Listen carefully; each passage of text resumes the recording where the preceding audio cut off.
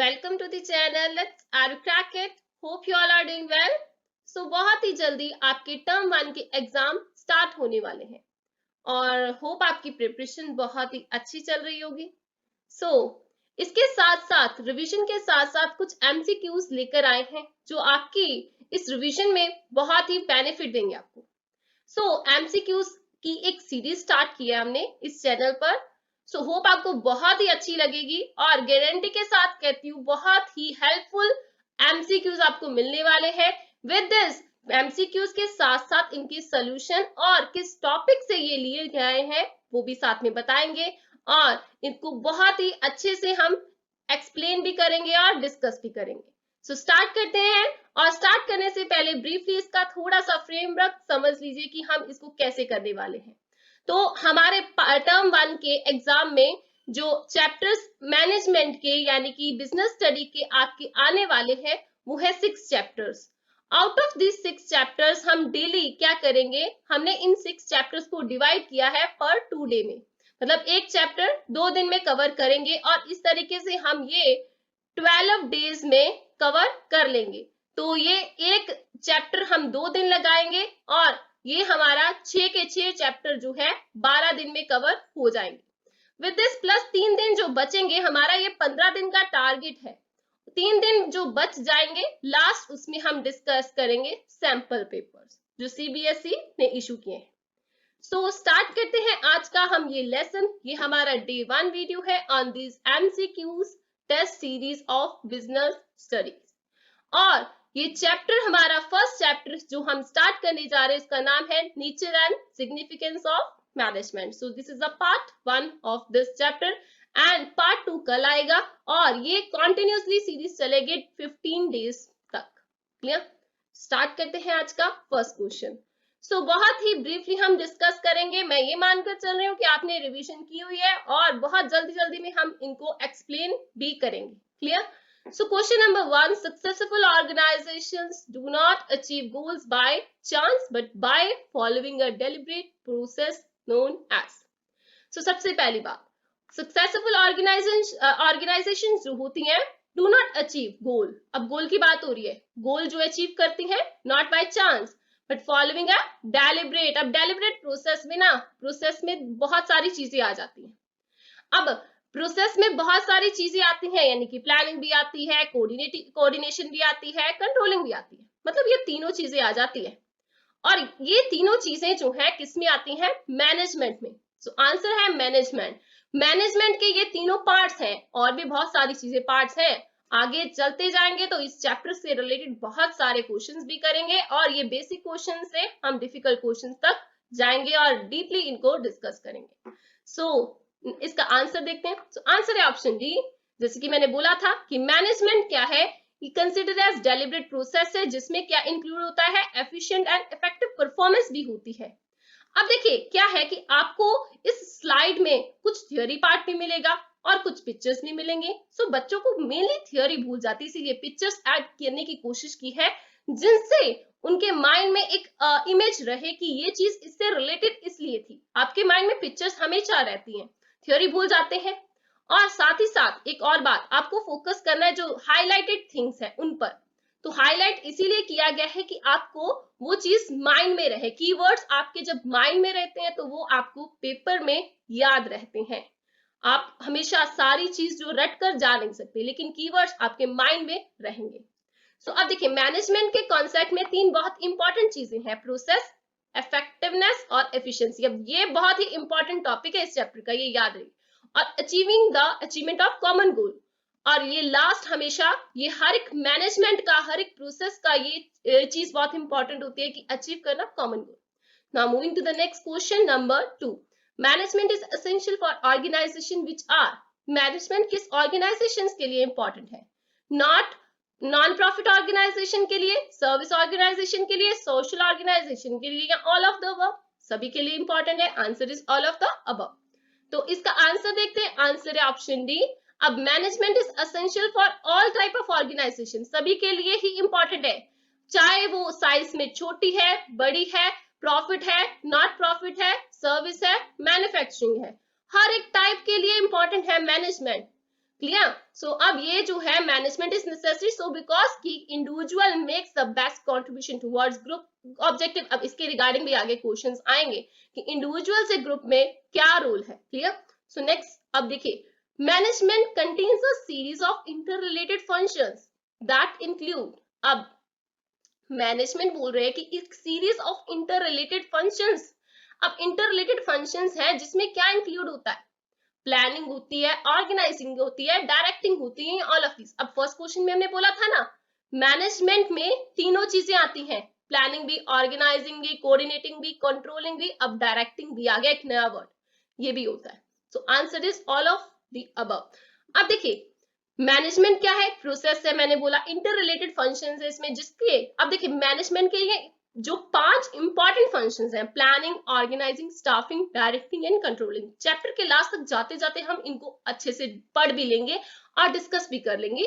Tension मत लीजिए अगर आपको नहीं पता इनके बारे में। अगर आपने रिवीजन किया है तो बहुत ही अच्छी बात है, अगर नहीं पता तो चैप्टर तक जाते जाते तक हम इनको डिस्कस कर लेंगे। सो चलते हैं नेक्स्ट क्वेश्चन। अब देखिए एक इस पिक्चर से आपको बहुत ही अच्छे से समझ आएगा। तो देखिए मैंने बोला एक प्रोसेस है, क्या है ये? एक प्रोसेस है। अब ये प्रोसेस स्टार्ट होता है प्लानिंग से।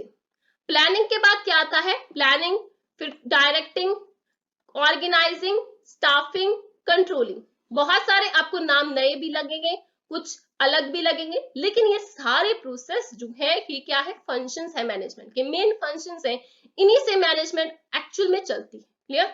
सो चलते हैं नेक्स्ट क्वेश्चन की तरफ। Question number 4। People in the organizations carry out diverse tasks with the aim of to achieve। तो देखिए लोग जो ऑर्गेनाइजेशंस में आते हैं, आप भी जॉब के लिए कहीं पर भी जाएंगे तो आपका एक अपना एम होगा, ऑब्जेक्टिव होगा। क्लियर? आप अपना ऑब्जेक्टिव लेकर चलेंगे। डाइवर्स मतलब डिफरेंट डिफरेंट ऑब्जेक्टिव्स अपने एम लेकर चलते हैं।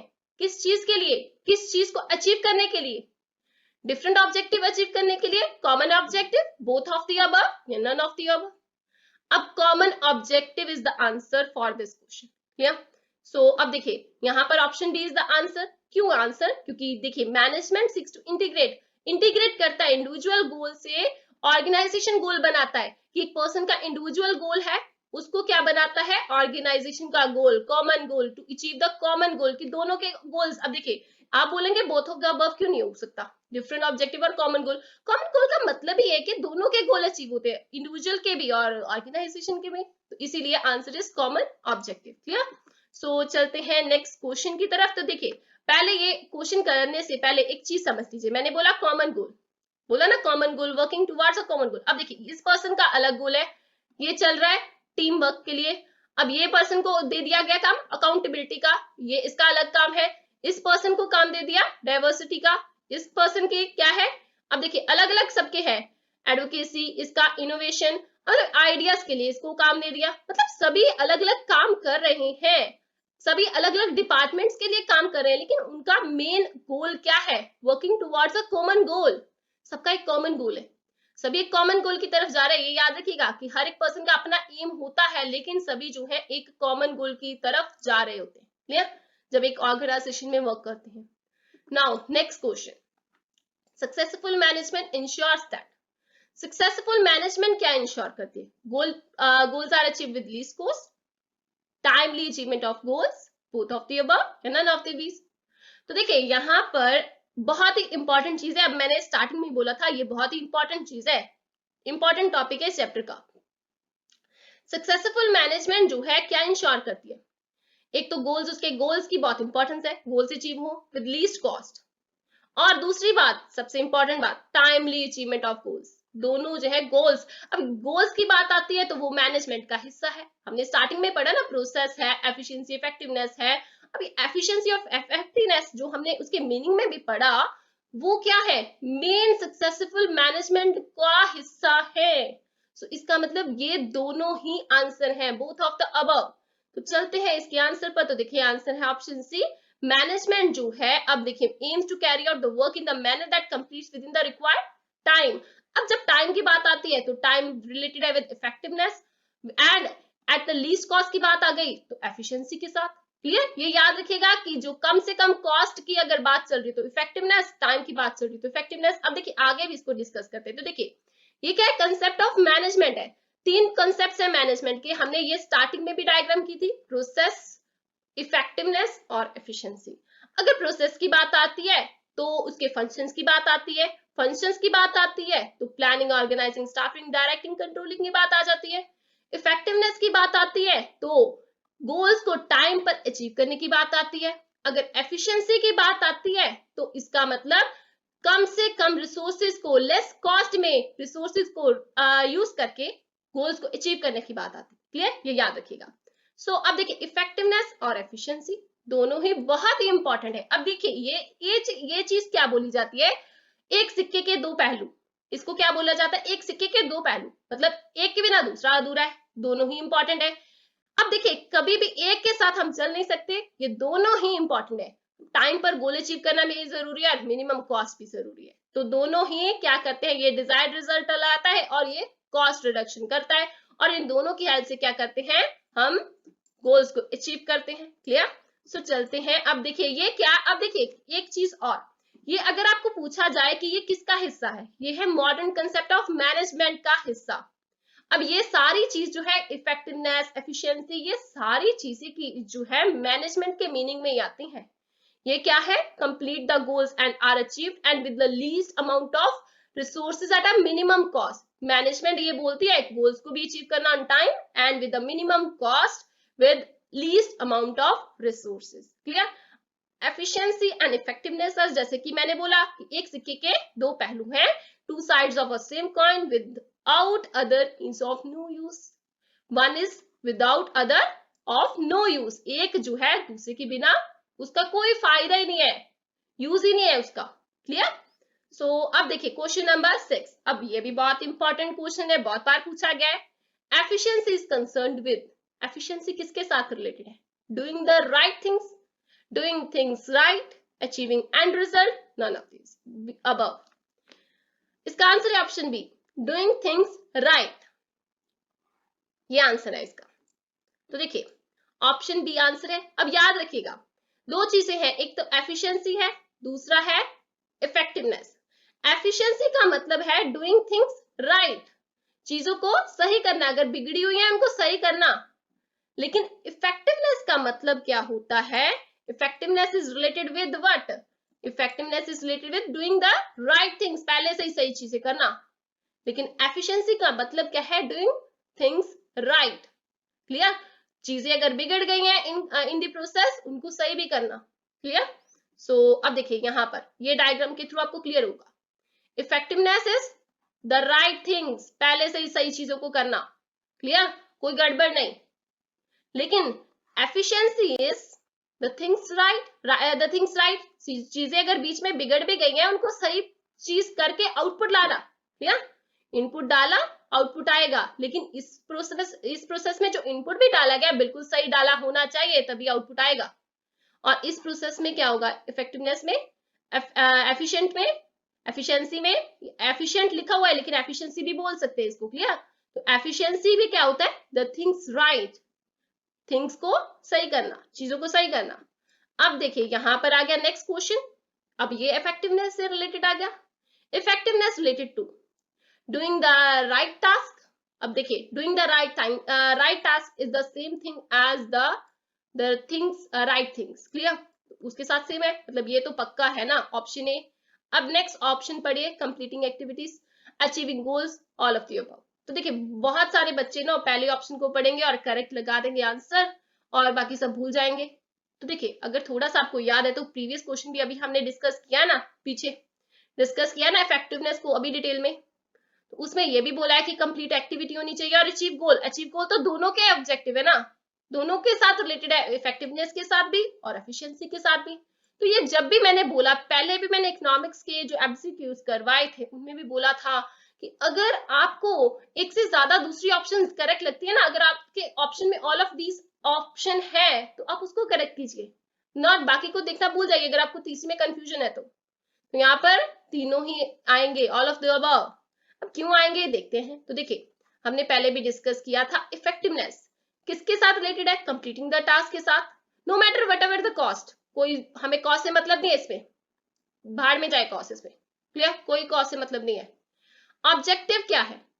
Achieve the end result, and result को अचीव करना है, ऑब्जेक्टिव इसके में ये है। अब इसकी मेन कंसिडरेशन क्या है? Doing the things, doing the right task, सही चीज करना, डूइंग द राइट टास्क, पहले से ही सही चीजों को करना। क्लियर? अब चलते हैं क्वेश्चन नंबर 8। अब ये भी इफेक्टिवनेस और एफिशिएंसी के साथ ही रिलेटेड है, पहले बता दिया। सो क्वेश्चन पढ़िए, थोड़ा सा एग्जांपल है ये। अब पढ़िए क्या है। Jane works as a production manager in the ABC Enterprises Limited. He has been given the task of getting 20,000 units of hand-woven mats manufactured at the cost of rupees 200 per unit within 25 days. In order to acknowledge as effective manager, he must ensure that. अब देखिए effective manager के point of view से हमें answer बताना है। Effective manager जो cost को ध्यान में ही नहीं रखता, उसे कोई फर्क नहीं पड़ता, कॉस्ट भाड़ में जाए कहीं पर भी, कॉस्ट टाइम पर अब होना चाहिए। मेन इंपॉर्टेंट बात है। क्लियर? तो अब time is a very important thing here. Clear? यहाँ पर टाइम भी दे दिया, विदिन 25 डेज होना चाहिए। Cost per day 200 per unit, 20,000 units को कंप्लीट करना है। अब ऑप्शंस पढ़िए। Cost of production does not exceed. अब कॉस्ट ऑफ प्रोडक्शन, कॉस्ट की बात कर दी इन्होंने यहाँ पर, तो ये तो ऑप्शन चलेगा ही। Option B, work is completed within 25 days even at the higher cost per unit. अब ये मैच हो रही है ना, यहाँ पर आ गई ना बात कि विद इन 25 डेज होना चाहिए, चाहे कॉस्ट ज्यादा पड़ गई, कोई दिक्कत ही नहीं है कॉस्ट से हमें। तो option B is the correct answer. तो बाकी तो हम पढ़ेंगे ही नहीं, अब हमें आंसर मिल गया है ऑप्शन बी पर, बिल्कुल करेक्ट मैच हो रहा है इफेक्टिवनेस के साथ। क्लियर? तो अब चलते हैं क्वेश्चन नेक्स्ट पर, लेकिन आंसर देखिए ऑप्शन बी ही है जो हमने बोला था। अब इसमें क्या है, जब इफेक्टिवनेस की बात आती है तो क्या बात आती है? टाइम की बात आती है कि अब कॉस्ट से कोई फर्क नहीं पड़ता, हमें टाइम में होना चाहिए task complete. Clear? Goal achieve होना चाहिए, गोल क्या है इसमें? टाइम, मेन बात है टाइम की इसमें। क्लियर? अब एक और एग्जांपल डाल दी। Rohan is working as a salesperson in a company. He has been given the task of selling 2,50,000 unit of production at the cost of rupees 250 per unit within 13 days. अब यहाँ पर भी time की बात चल रही है अभी तक। He is able to sell all the units within the stipulated time. अब यहाँ पर भी टाइम की बात कर दी उन्होंने, देखिए टाइम की बात चल रही है अभी भी। But had to sell last 2,000 unit at 20% discount in order to complete the target. In such a situation he is considered to be. अब देखिए टाइम की तो बात चली, अब यहाँ पर डिस्काउंट की बात हो गई, तो डिस्काउंट से क्या फायदा होगा या नुकसान होगा? एक्चुअल में तो उसकी कॉस्ट जो है, उसने एक्चुअल में तो कॉस्ट उसको सभी पे पड़ी ना, जो उसने 2,50,000 यूनिट्स प्रोड्यूस किए, कॉस्ट तो उसको सभी में पड़ी। डिस्काउंट देने से उसको कॉस्ट कम पड़ गई ना, कॉस्ट उसे मतलब ज्यादा पड़ गई एक्चुअल में। क्लियर? तो इसका मतलब क्या है, कॉस्ट में नुकसान जा रहा है उसका, कॉस्ट में नुकसान जा रहा है, लेकिन टाइम पर इंपॉर्टेंट है। विद इन लिख दिया, 30 डेज करना है ये टारगेट पूरा। तो टाइम की बात आ गई, तो टाइम की बात आते इफेक्टिवनेस की बात आ गई, तो इफेक्टिवनेस की बात आ गई तो आंसर हो जाएगा option D, an effective sales person simply. तो यहाँ पर नहीं देखना कि ये बोथ आ जाएगा, अगर यहाँ पर 20% डिस्काउंट से उनको कॉस्ट में नुकसान हो रहा है, नुकसान होता है हो, टाइम की बात चल रही है, तो यहाँ पर एक्चुअल में नुकसान भी हो रहा है, ये फेवर में ही है इसके इफेक्टिवनेस की, तो आंसर हो जाएगा option B. Clear? So option B is the answer. The concept of effectiveness is related to the completion of the task within the required time. वही बात आ गई, कॉस्ट से कोई मतलब नहीं है हमें। क्लियर? So अब question number 10. ABC Enterprises Limited is planning to increase its production by 10% in the next quarter. Identify the feature of management being highlighted in the given statement.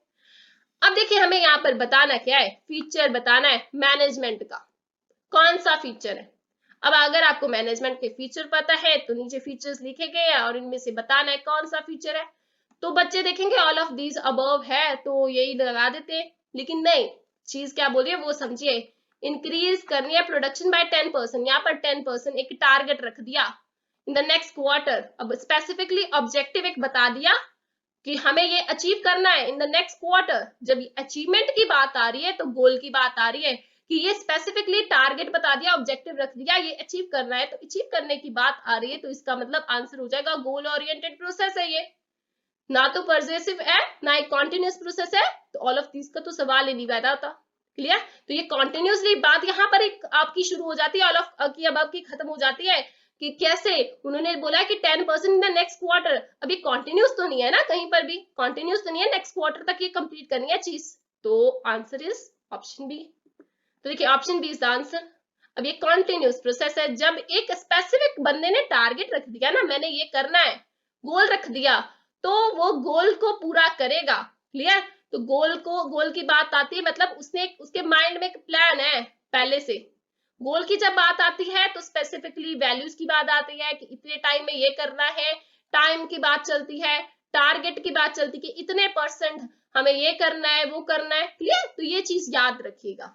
तो यहाँ पर अब देखिए कैरेक्टरिस्टिक्स की बात चली है, यानी कि फीचर्स की बात चली है, तो ये है मैनेजमेंट के important features. Goal oriented process है, पर्सुएसिव है, मल्टी डायमेंशनल है, ग्रुप एक्टिविटी है, कॉन्टिन्यूस प्रोसेस है, डायनेमिक फंक्शन है, इंटेंजिबल फोर्स है। क्लियर? ये मेन मैनेजमेंट के कैरेक्टरिस्टिक्स है। तो होप आपने पढ़े होंगे, अगर नहीं पढ़े तो डिटेल में जरूर पढ़िए, बहुत ही इंपॉर्टेंट टॉपिक है ये भी इस चैप्टर का। Question number 11, management is equally important to run a political organization as it is run to an economic organization. Which feature of the management is being reflected in a given statement? तो देखिए management की बात चल रही है कि ये equally important है, जितना पॉलिटिकल ऑर्गेनाइजेशन में इंपॉर्टेंट है उतना इकोनॉमिकल ऑर्गेनाइजेशन में इंपॉर्टेंट है। विच फीचर, अब ये कौन सा फीचर है मैनेजमेंट का बताना है हमें, तो हमारे पास 4 ऑप्शंस है। आंसर क्या है इसका, होप आपको पता होगा, सो आपने रिवीजन तो किया है। तो आंसर क्या है इसका, answer is option C, management is all pervasive. तो देखिए अब ये इसका मतलब क्या है, इस वर्ड का मतलब क्या है, पढ़ते हैं इन डिटेल, और साथ ही साथ ऐसा पढ़ेंगे कि हमेशा याद रहेगा, पिक्चर के साथ इसकी एग्जांपल करेंगे। तो देखिए management is all pervasive, management required in all type of, चाहे वो इकोनॉमिक हो, चाहे वो सोशल हो, पॉलिटिकल हो, साइज जितना भी हो, स्मॉल हो, बड़ी हो, छोटी कंपनी हो, बड़ी हो, सभी में इंपॉर्टेंट है मैनेजमेंट। मैनेजमेंट इज ऑल पर्सवेसिव मतलब कि सभी में इंपॉर्टेंट है, इसका मतलब ही एक्चुअल में ये है। तो देखिए अब ये पिक्चर को देखिए, management is everywhere.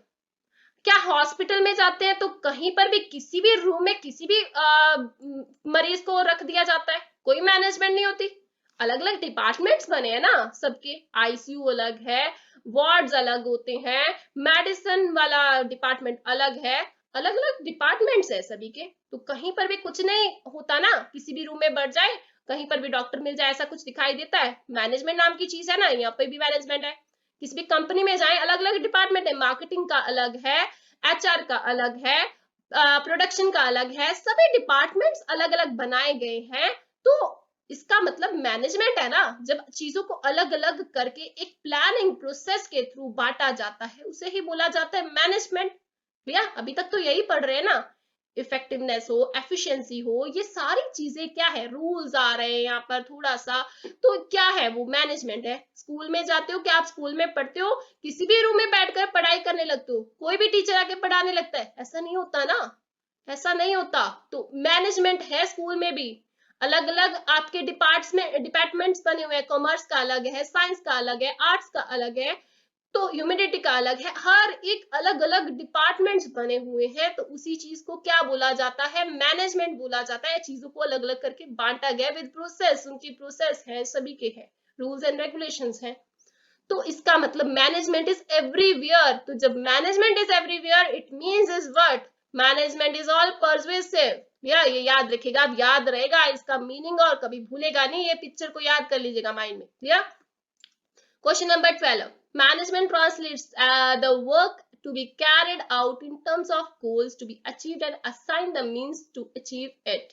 This statement relates to, अब ये statement किसके साथ related है देखिए, management translates the work, work को ट्रांसलेट करता है to be carried out in terms of goals, क्या गोल्स है इस वर्क के काम के, टू बी अचीव्ड, क्या अचीव करना है इस काम को करने के बाद, assigns the mean to achieve it, assign किया जाता है कि क्या हमारे सोर्सेज है इसको अचीव करने के, किस मीन से करना है, क्या महत्व है इसका। तो ये क्या, किस स्टेटमेंट जो है किसके साथ रिलेटेड है, ये रिलेटेड है मैनेजमेंट ऑफ वर्क के साथ।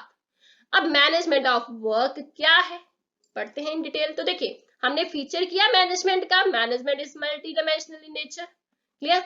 Management is multi dimensional in nature, इसके 3 एस्पेक्ट्स हैं, management of work is one of them. Clear?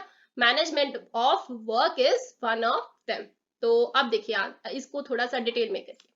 इस पिक्चर को माइंड में रख लीजिएगा। तीन जो है मेन 3 डायमेंशनल जो मैनेजमेंट को बोला जाता है वो क्या है, management of work, management of people and management of operation. अब जब पीपल की बात आती, मैनेजमेंट ऑफ वर्क की बात आती है तो परफॉर्मेंस ऑफ टास्क की बात आ जाती है। जब मैनेजमेंट ऑफ पीपल की बात आती है तो डीलिंग विद एम्प्लॉयज आ जाता है। तो जब ऑपरेशंस की बात चलती है तो इंटरलिंक्ड हो जाता है बोथ, वर्क भी और पीपल भी, दोनों दोनों को मिला दिया जाता है। क्लियर? सो चलते हैं क्वेश्चन नंबर 13 पर। Question number 13, which of the following statement highlights that management is a group activity. अब कौन सी स्टेटमेंट हाईलाइट कर रही है कि ये एक ग्रुप एक्टिविटी है management, organisation is a collective of diverse individual with the different needs. अब ये चीज के बारे में मैंने पहले भी प्रीवियस क्वेश्चन में भी बता दिया कि मैनेज ऑर्गेनाइजेशन यानी कि मैनेजमेंट की बात चल रही है कि कलेक्शन ऑफ डाइवर्स, सभी के अलग अलग जो इंडिविजुअल्स हैं उनके अलग अलग डाइवर्स जो है नीड्स हैं उनकी, उनको डिफरेंट विद डिफरेंट नीड्स को कलेक्ट किया जाता है, कलेक्शन किया जाता है। Clear? Achievement of common goals, achievement की जाती है कॉमन गोल्स की, रिक्वायर्ड टीम वर्क है। अब यहाँ पर भी कलेक्शन की बात चली, जब कलेक्शन की बात चली it is related with group, जब कॉमन गोल की बात चली, टीम वर्क की बात चल रही है, coordination with efforts of common direction की बात चल रही है, कॉमन चीजों की बात चल रही है, तो it is related with group activity. Each member, अब 2 ऑप्शंस करेक्ट होगी, देखिए ऑल ऑफ दीज है, आ गया ना सही बात, तो option D is the correct answer. तीसरे को पढ़ने की जरूरत ही नहीं है पेपर में, टाइम वेस्ट मत कीजिएगा, टाइम है तो इन डिटेल अच्छे से पढ़िए, लेकिन अगर आपके पास टाइम नहीं है तो ये ट्रिक जरूर यूज कीजिएगा, काम आएगी पेपर में। Clear?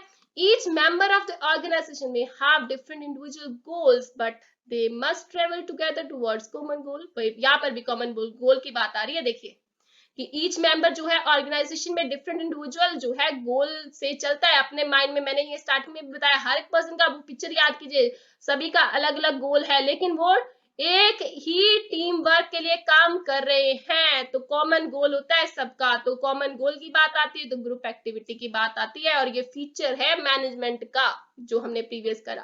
Clear?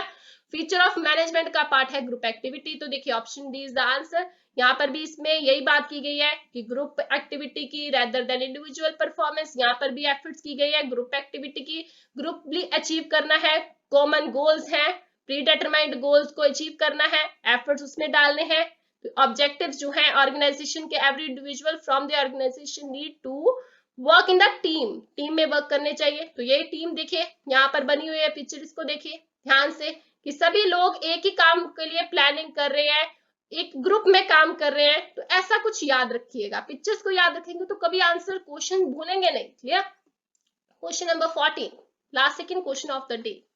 Keeping in view the changes in the customer demand and preferences, Pi Bakery has reduced the sugar and fat content in its product. This approach of business shows that management is। अब देखिए keeping in view changes, अब changes की बात आ रही है कि customer की demand and preferences में चेंजेस आए, तो पाई बेकरी जो है एक बेकरी का नाम लिख दिया, हैज रिड्यूस द शुगर, उसने क्या किया, शुगर रिड्यूस कर दिया, और फैट कंटेंट को, प्रोडक्ट्स को, शुगर को रिड्यूस कर दिया अपने प्रोडक्ट्स में। और ये अप्रोच जो है बिजनेस की कौन सी अप्रोच है, मैनेजमेंट की।